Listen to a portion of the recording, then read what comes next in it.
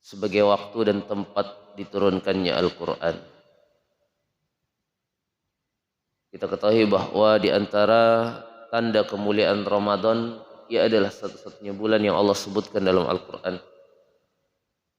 Tercatat dalam Quran surah Al-Baqarah ayat 185 yang berbunyi, A'udzu billahi minasyaitonir rajim. Syahrul Ramadan alladzi unzila fihi al-Qur'an hudan lin-nasi wa bayyinatin minal huda wal furqan. Bulan Ramadan adalah bulan diturunkan di dalamnya Al-Quran. Maka para ulama menyebutkan bahwa sungguh Al-Quran itu tidaklah menempati suatu tempat kecuali akan mengangkat derajatnya. Sehingga seorang ulama mengatakan, Innal Qur'ana nazala biwasilati Jibril fa asbah Jibril khairul malaikah. Quran Allah turunkan melalui wasilah Jibril, maka Jibril adalah sebaik-baiknya malaikat. Innal Qur'ana unzila ala Muhammad sallallahu alaihi wasallam fa asbaha Muhammad khairul mursalin. Quran Allah turunkan kepada Rasulullah Muhammad, walaupun ia adalah nabi paling terakhir dan sebelumnya telah berlalu nabi-nabi dan rasul yang begitu banyak. Tapi karena Quran diturunkan kepadanya, dia menjadi nabi terbaik, khairul mursalin. Wa innal Qur'an nazala ala ummati Muhammad fa asba ummat Muhammad khairul ummah. Umat Muhammad pun sama, umat yang paling terakhir. Tapi karena Al-Quran diturunkan kepada mereka, maka umat ini disebutkan menjadi umat terbaik. Padahal sebelum mereka ada umat-umat yang secara usia lebih panjang usianya. Tentunya secara ibadah juga pasti lebih banyak ibadahnya.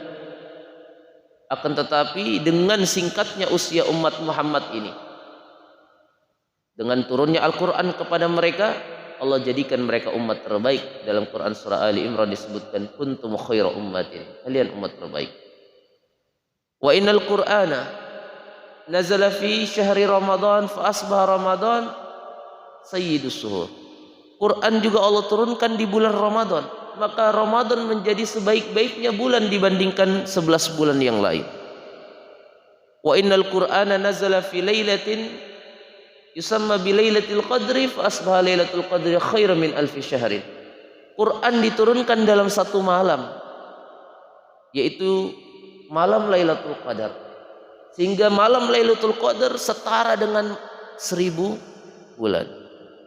Maka tidaklah Al-Quran itu dekat dengan seorang manusia, tidaklah Al-Quran itu ada dalam jiwa seorang hamba, tidaklah Al-Quran itu senantiasa ada dalam hati seorang hamba, kecuali ia akan menjadi sebaik-baiknya manusia. Maka Rasulullah SAW bersabda, khairukum man ta'allama al-Qur'ana wa 'allamahu. Sebaik-baiknya kalian, orang yang paling baik di antara kalian, kata Nabi, yang mau mempelajari Al-Quran dan mengajarkannya. Maka Quran itu sifatnya senantiasa memuliakan siapa yang mendekatkan diri kepadanya. Maka Ramadan ini tidak bisa kita pisahkan dengan Al-Quran. Ibnu Abbas mengisahkan, karena Jibril alaihi salam yalqahu fi kulli lailatin min Ramadan fayudarisul Quran. Rasul kita yang mulia, Nabi kita yang kita cintai, terlebih dahulu mencontohkan, setiap malam, setiap hari di bulan Ramadan datang Jibril kepadanya untuk sama-sama mentadarusi Al-Quran. Yudarisul Quran fi kulli laila. Dalam hadis yang lain disebutkan, kana yu'ridu 'ala Nabi sallallahu alaihi wasallam fi ami marratan. Quran itu di zaman Rasulullah dihatamkan 1 tahun 1 kali Jibril bersama Rasulullah. Dan di tahun di mana Rasulullah sallallahu alaihi wasallam wafat, Al-Quran dihatamkan 2 kali. Sehingga Nabi kita yang mulia telah mencontohkan bagaimana kita memperlakukan Al-Quran di bulan suci Ramadan ini. Sehingga para sahabat, para tabi'in, para ulama ketika masuk bulan Ramadan, mereka betul-betul memberikan perhatian yang besar terhadap Al-Quran. Dalam kitab Lataiful Ma'arif, Ibnu Abdul Hakim menceritakan, kana Malik idza dakhala Ramadan yafirru min qiraatil hadits wa mujalasati ahli ilmi wa aqbala ila tilawatil Quran bil mushaf. Imam Malik rahimahullah, seorang tokoh imam madhab terkemuka yang madhabnya banyak dipakai di wilayah Maroko, Afrika dan lain sebagainya, dikisahkan ketika masuk bulan Ramadan, apa yang dilakukan oleh Imam Malik? Yafirru min qiraatil hadis. Yafirru itu artinya lari, tapi maksud dari kalimat ini adalah beliau menghentikan kajian-kajian hadisnya. Dia berhenti, dia stop. Wa yafirru min mujalasati ahli ilmi, dan dia menghentikan majlis ahli ilmi. Artinya apa? Madrasahnya dia berhentikan. Padahal kalau kita bicara tentang hadis, hadis adalah satu yang sangat penting, karena ia adalah bagian dari syariat Islam. Berbicara tentang madrasah, dia adalah sangat penting karena menuntut ilmu adalah kewajiban. Tapi ini menunjukkan betapa Al-Quran memiliki kedudukan yang sangat penting di bulan suci Ramadan. Sampai Imam Malik meliburkan semua madrasahnya, menghentikan semua kajian hadisnya, dan apa yang beliau lakukan? Aqbala ala tilawatil Quran bil mushaf. Beliau fokus baca Al-Quran dengan mushaf. Apakah beliau tidak hafal? Imam Malik sejak kecil sudah hafal Al-Quran. Beliau tanpa melihat mushaf pun bisa menghatamkan Al-Quran. Tapi karena begitu mulianya Al-Quran, maka beliau fokuskan di bulan Ramadan untuk tilawah Al-Quran langsung dengan melihat mushaf. Begitupun disebutkan oleh Abdul Razzaq, Sufyan Ats-Tsauri kana idza dakhala Ramadan taraka jami'al ibadat wa aqbala ila qiraatil Qur'an. Sufyan Ats-Tsauri ketika masuk bulan Ramadan, dia tinggalkan semua ibadah-ibadah. Maksudnya ibadah apa? Ibadah sunnah yang sering ia lakukan. Semua ibadah sunnah dia kurangi, dia ganti dengan perbanyak tilawatul Quran. Sehingga tidak salah kalau para ulama dahulu ketika Ramadan itu berkali-kali khatam Al-Quran. Ada yang 30 kali. Imam Syafi'i 60 kali. Kalau 60 kali khatam itu berarti satu hari berapa kali khatam? Berapa kali khatam, Pak? 2 kali. 2 kali khatam. Betapa mereka betul-betul setiap detiknya jangan sampai berlalu di bulan Ramadan ini kecuali mereka tilawah Al-Quran. Al-Quran. Betapa besar sekali kepedulian mereka terhadap Al-Quran di bulan suci Ramadan. Maka ini seharusnya menjadi warisan kita selaku pengikut para ulama dan pewaris para nabi. Ramadan ini adalah bulan Al-Quran. Allah saja telah menegaskan, Syahrul Ramadan alladzi unzila fihi Al-Quran. Bulan Ramadan itu bulannya Al-Quran. Rugi kita kalau tidak dekat dengan Al-Quran di bulan Ramadan ini. Rugi kita kalau tidak sampai khatam Al-Quran di bulan Ramadan. Rugi kita kalau menyia-nyiakan waktu. Rugi kita kalau enggan untuk membaca Al-Quran. Quran memiliki keutamaan dari ibadah yang lain. Sekalipun semua ibadah itu mulia di hadapan Allah, Quran menempati posisi yang sangat luar biasa. Contoh dan gambarannya adalah orang berinfak dan sedekah itu pahalanya besar. Bahkan dalam satu hadis disebutkan, as-sadaqah tudfi'ul khati'ah kama yudfi'ul ma'u nara. Sedekah itu memadamkan maksiat, menghapuskan dosa sebagaimana air mampu memadamkan api. Akan tetapi berbicara tentang infak sedekah, Allah telah tegaskan pahala terhadap infak dan sedekah itu mulai dari 7 sampai 700. Bunyi ayatnya dalam Quran surah Al-Baqarah yang berbunyi, Mathalul ladzina yunfiquna amwalahum fi sabilillahi kamathali habbatin ambatat sab'a sanabil fi kulli sumbulatin mi'atu habbah. Orang yang berinfak itu seperti menanam satu biji. Dari satu biji itu tumbuh 7 cabang. Setiap cabangnya keluarlah 100 buah. Dari 7 sampai 700 kali lipat Allah gandakan pahala infak. Satu kali infak maksimal 700 pahala. Satu kali infak maksimal 700 pahala. Tergantung besar dan benarnya niat. Dan tergantung kesusahan. Karena dalam kaidah disebutkan al-ajr bil qadri masyaqqah. Semakin seorang itu susah berinfak, tapi dia keluarkan semakin besar, walaupun bisa jadi secara nominal kecil. Al-ajr bi qadri masyaqqah. Karena tingkatan pahala itu segaris lurus dengan tingkatan kesusahan orang dalam mengamalkan, dan itu berlaku dalam semua ibadah. Itu infak. Allah tegaskan maksimal 700 pahalanya. Tapi lihat bagaimana Allah berikan pahala terhadap orang yang baca Al-Quran. Kata Rasul sallallahu alaihi wasallam, "Man qara'a harfan min kitabillah." Siapa yang membaca satu huruf, tidak disebutkan satu ayat. Man qara'a harfan, satu huruf, fi kitabillah, dalam Al-Quran. Siapa yang membaca satu huruf saja dari Al-Quran, kana lahu bihi hasan, dia mendapatkan satu kebaikan. Wal hasanatu bi asri amthalia, dan setiap satu kebaikan dilipat gandakan menjadi 10 kebaikan. Lam aqul, kata Nabi, aku tidak mengatakan alif lam mim harfun. Ketika seorang mengaji alif lam mim itu dihitung satu huruf, tidak, kata Nabi. Walakin, akan tetapi, alif harfun, alif lam harfun, dan mim harfun. Jadi seorang ketika membaca alif lam mim tercatat berapa huruf? 3. 3 kali 10 berapa? 30. Dibaca di bulan Ramadan, yudha'af ila asri amsalihha. Ketika tilawah Quran di bulan Ramadan ditingkatkan menjadi 10 kali lipat. 30 kali 10 sudah berapa? 300. Baca alif lam mim saja sudah 300 pahalanya. Setiap huruf ganjarannya, bukan setiap ayat. Bayangkan kita baca surah Al-Fatihah. Ada berapa jumlah huruf surah Al-Fatihah?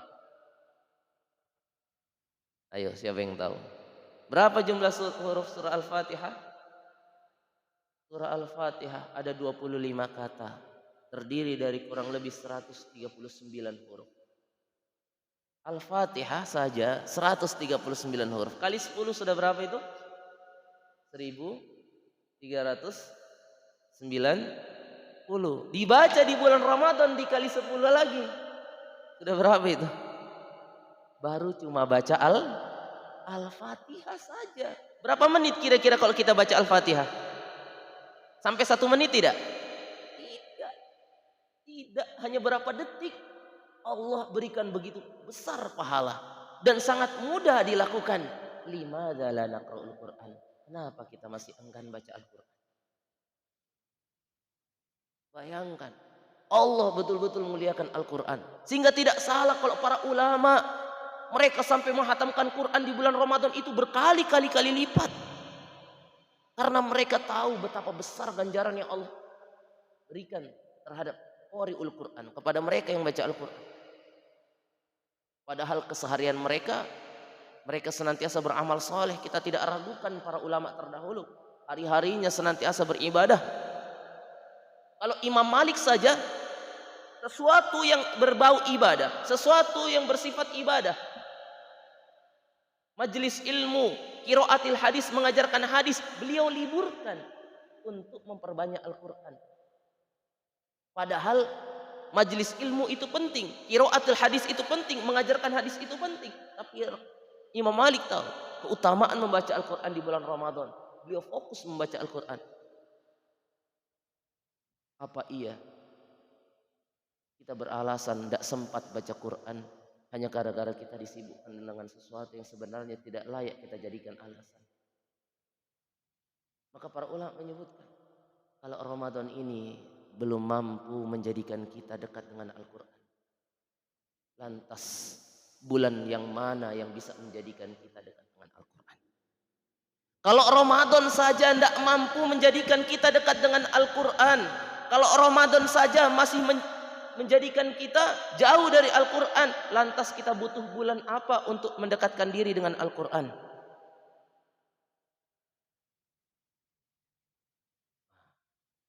Maka Bapak Ibu sekalian yang dimuliakan Allah, Al-Quran dan Ramadan, Al-Quran dan puasa itu ibadah yang tidak bisa dipisahkan. Kemuliaan Ramadan karena mulianya Al-Quran.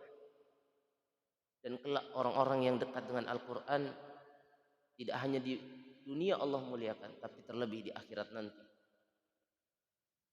Yaqulul Quran, dalam satu hadis disebutkan, Al-Quran kelak di hari kiamat berkata, Ya Rabb, wahai Tuhanku, mana'tuhun naum bil laili fasyafi'ni fih. Aku telah mencegah hambamu ini tidur di malam hari. Aku kurangi jatah tidurnya di malam hari untuk membacaku, mendekatkan dirinya kepadaku, menghafalku, mentadabburiku, mempelajariku. Aku cegah dia tidur di malam hari, kurangi waktu tidurnya di malam hari karena dia mendekat denganku. Izinkan aku ya Rabb untuk memberikan syafaat kepadanya.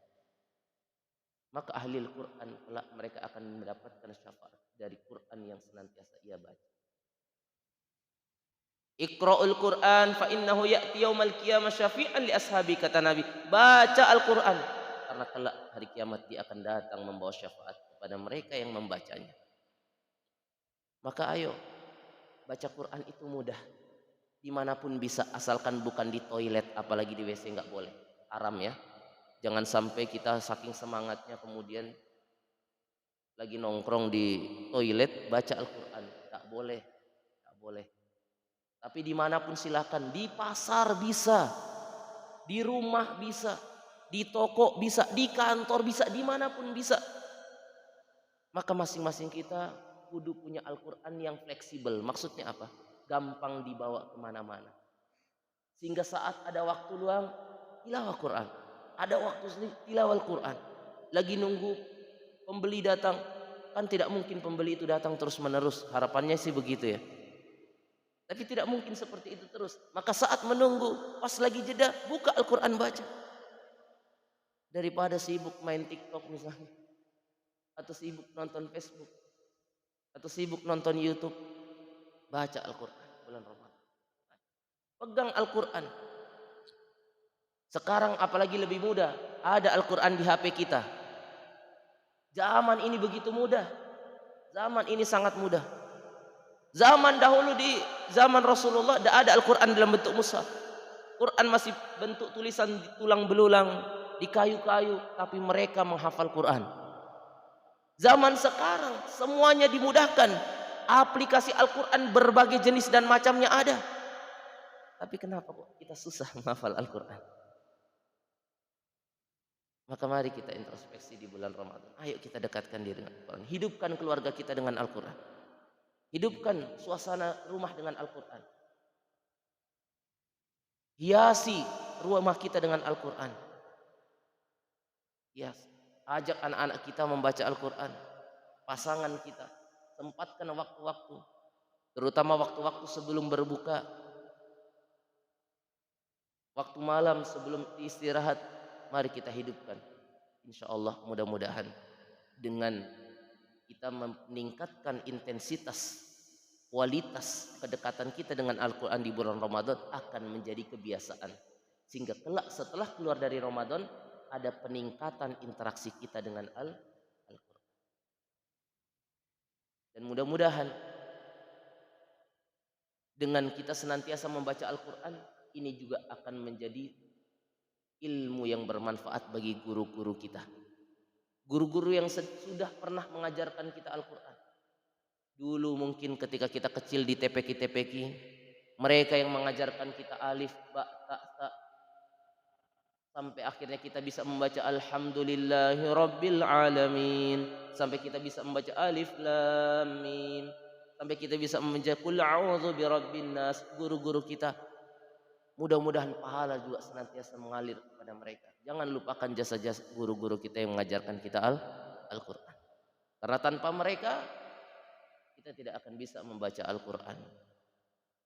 Dan besar pahala mereka, besar jasa mereka yang tidak akan pernah bisa kita gantikan dengan apapun. Maka sekali lagi, ayo, kita sudah sampai pada Ramadan hari keberapa ini? 12 ya. Masih tersisa kurang lebih 17 atau 18 hari lagi. Mari kita tingkatkan tilawatul Quran kita. Semoga Allah merahmati kita dengan setiap ayat Al-Quran yang kita baca. Amin ya rabbal alamin. Kita tutup dengan sama-sama baca hamdalah dan doa kafaratul majlis. Alhamdulillahi rabbil alamin. Subhanakallahumma wa bihamdika asyhadu an la ilaha illa anta astaghfiruka wa atubu ilaik. Assalamualaikum warahmatullahi wabarakatuh.